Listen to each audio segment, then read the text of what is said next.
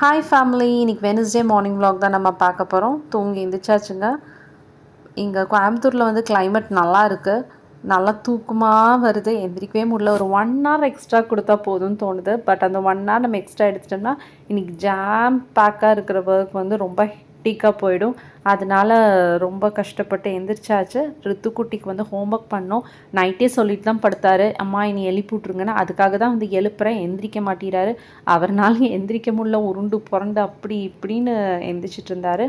ஆனால் நம்ம kitchen work பார்க்கணும் இல்லையா. இன்றைக்கி பச்சை பயிர் தான் நம்ம செய்ய போகிறோம். ஸோ பச்சை பயிருக்கெல்லாம் வேக வச்சுட்டேன். அப்புறம் இன்றைக்கி பிரேக்ஃபாஸ்ட் ரெடி பண்ணோம். பிரேக்ஃபாஸ்ட்டுக்கு சட்னியும் ரெடி. அப்புறம் அதுக்கு தொட்டுக்க சைட் டிஷ் வந்து ஸ்வீட் பொட்டேட்டோ தான் ஃப்ரை பண்ண போகிறேன். அதுக்கும் எல்லாம் ரெடி பண்ணிகிட்டு இருந்தேன். அப்படியே கிச்சன் ஒர்க் அப்படியே போயிட்டு இருந்துச்சு. இன்னும் யாஷ்குட்டி எந்திரிக்கல. யாஷ்குட்டி எந்திரிச்சானா வீட்டில் ஒரே ரகலையாக இருக்கும். ரித்துக்குட்டியை படிக்க வைக்க விட மாட்டான். அப்புறம் ஹோம்ஒர்க் பண்ண விட மாட்டான். அவங்க பாட்டிக்கிட்ட வெளியே போய் சத்தம் போட்டுட்ருப்பான்.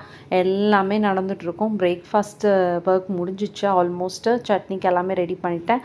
அதுக்கப்புறம் பச்சை பயிறு வெந்துட்டுச்சு. நான் பச்சை பயிறு எப்பயுமே வந்து தேங்காய் எண்ணெயில் தாங்க தாளித்து எல்லாமே கடைவேன். என் பச்சை பயிறு ரித்துக்குட்டியை விட யாஷ்குட்டிக்கு ரொம்ப பிடிக்கும். எனக்கும் மோஸ்ட்லி பச்சை பயிறு நான் செய்ய ஆரம்பித்தது வந்து எனக்கு பச்சை பயிறு பிடிக்க ஆரம்பிச்சிருச்சு. ப்ரெட் டோஸ்ட் பண்ணிகிட்டு இருந்தேன். என்னென்னு பார்த்தீங்கன்னா கீ போட்டு தான் டோஸ்ட் பண்ணுறேன். இது வந்து ரித்துக்குட்டிக்கு ஸ்நாக்ஸுக்காக ரெடி பண்ணிகிட்ருக்கேன். அவர் இன்றைக்கி ப்ரெட் கொடுங்க அப்படின்னு கேட்டார். அதனால் ப்ரெட்டை வந்து டோஸ்ட் பண்ணி அவருக்கு வந்து ஜாம் போட்டு தான் தரணும். அவர் கொஞ்சம் வந்து ஹெல்ப் பண்ணி கொடுங்க, தமிழ் எழுதிட்டு இருந்தார், அதில் கொஞ்சம் சொல்லி கொடுங்கன்னு கேட்டார். அதனால் சரி அப்படின்னு சொல்லிட்டு அவருக்கு வந்து சொல்லி கொடுத்துட்ருந்தேன். அப்படியே லஞ்ச் பாக்ஸ்க்கு எல்லாமே ரெடி பண்ணணுன்னு சொல்லிட்டு இந்த ஜாம் போட்டு இவருக்கு பண்ணிவிட்டு ரெடி ஆகிட்டு இருந்துச்சு. ஸ்வீட் பொட்டேட்டோ ரெடி ஆகிடுச்சு. ஆல்மோஸ்ட் கிச்சனில் எல்லா ஒர்க்குமே முடிஞ்சு. சாப்பாடும் வச்சு விட்டாச்சு. மற்ற எல்லாமே ட்ரான்ஸ்ஃபர் பண்ணிட்டேன். இன்னி வரதெல்லாம் வந்து அத்தை பார்த்துக்குவாங்க.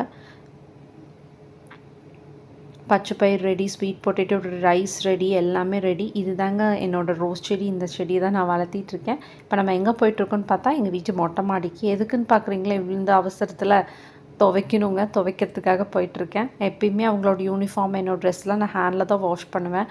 ஸோ நான் துவைக்கிறதுக்கு நான் மேலே வந்து ரித்துக்குட்டி மேலே வந்து நான் ஹோம்ஒர்க் பண்ணுறேன்னு வந்து படுத்துட்ருக்குறாரு. துவைச்சி முடிச்சாச்சு. ஆல்மோஸ்ட் இப்போ ஒரு 8 o'clock ஆகிடுச்சு. யாஷ்குட்டி இனி எந்திரிக்கவே இல்லை. படுத்துட்டு சிரிச்சுட்டு விளையாண்டுருக்கிறாரு. அவர் அப்படியே அழகாக தூக்கிட்டு போய் பாத்ரூம்லேயே நிற்க வைத்து ப்ரஷ் பண்ண வச்சு குளிக்க வச்சு கூட்டிகிட்டு வந்தாச்சு. அவருக்கு அப்படியே டயர்டில் இருக்கிறாரு. சுடுதண்ணியில் குளிச்சுட்டு அப்படியே அவசர அவசரமாக குளிக்க வச்சனால அப்படியே என்னை கொஞ்சிட்டு அப்படி இப்படின்னு ஐஸ் பிடிச்சிட்டு நீ ஸ்கூலுக்கு போகணுமாம்மா என்னம்மா அப்படி இப்படின்ட்டு இருந்தார். ஆனால் நான் ஸ்கூலுக்கு போகணும், கிளம்பியாச்சு. நான் குளிச்சுட்டு வந்தாச்சு. அப்படியே ரெடி ஆயாச்சு. நானும் டிஃபன் பாக்ஸ்லாம் ரெடி பண்ணியாச்சு. குட்டீஸ் ரெண்டும் கிளம்பி வெளியே விளையாண்டுருப்பாங்க. நானும் கிளம்பியாச்சு. ஓகே, நம்ம நெக்ஸ்ட் vlogல மீட் பண்ணலாம். தேங்க்ஸ் ஃபார் வாட்சிங் மை